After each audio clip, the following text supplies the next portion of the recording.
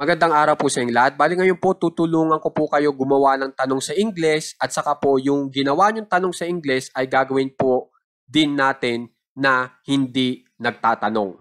Okay po? So magbigay po ako ng halimbawa dito kung saan ay gamit na gamit para magamit nyo na rin po agad. At ito po yung ating halimbawa. Maayos ba ang lahat sa iyo? So yan po ang tanong. Okay, pag in English nyo po yan, is everything fine with you? Ito pong maayos, yan po yung fine. Yung with you, sa iyo. Itong lahat, yan po yung everything. Okay? Pag ito pong lahat ay in English po natin bilang everything, ang gagamitin po dapat nating linking verb ay is. Tatandaan nyo, hindi po are. Pag ang ginamit nyo ay are, para sa everything, mali na po kayo. Dapat po is. Okay? So, marami po kasi nagkakamali. Okay? Sa pag-translate ng lahat. Kasi iba-iba ang pag-translate po ng salitang lahat sa English. Merong all. Okay? Merong everything. So, pag everything po ang inyong ginamit, dapat ang linking verb nyo po ay is. Tatandaan nyo na po para hindi kayo magkamali. Okay? So, maayos ba ang lahat sa iyo? Is everything fine with you? Okay?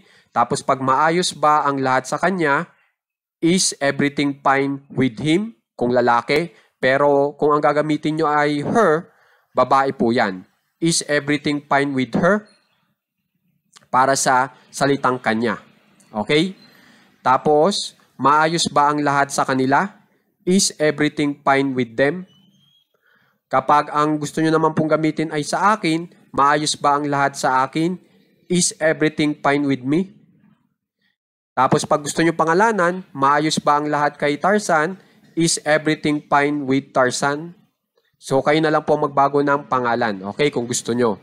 Tapos ito, maayos ba ang lahat sa iyong kaibigan? So itinuturo nyo po yung taong may relasyon sa inyo at yung nga po ay inyong kaibigan.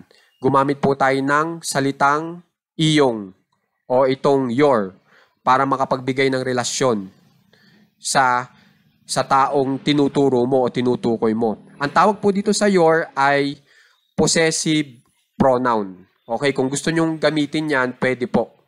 At yan po ay naituro ko na po sa ating mga nakaraan na video. Okay? Maayos ba ang lahat sa iyong kaibigan? Is everything fine with your friend o kaya with your mother? Okay? Kayo na lang pong bahala paltan itong friend kung gusto nyo. Ngayon, tulungan ko po kayo na itong mga tanong po natin ngayon ay gagawin pong hindi tanong. Katulad po nito, subukan po natin itong salitang sa akin. Maayos ba ang lahat sa akin?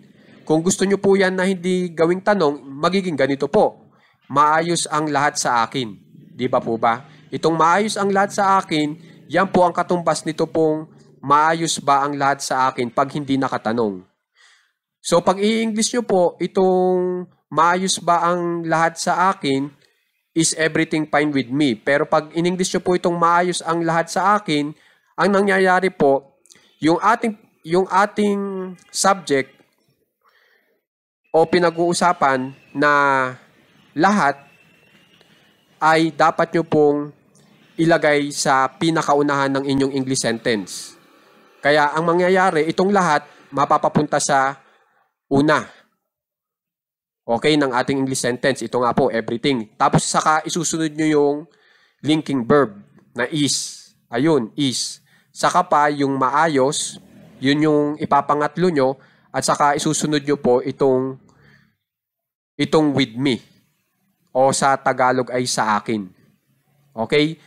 Kaparehas lang din po ang gagawin nyo para sa iba. Katulad po nito, maayos ba ang lahat sa kanya? So, itong sa kanya ang gagamitin natin. Pag yan ay ginawa nyong di tanong, ay maayos ang lahat sa kanya.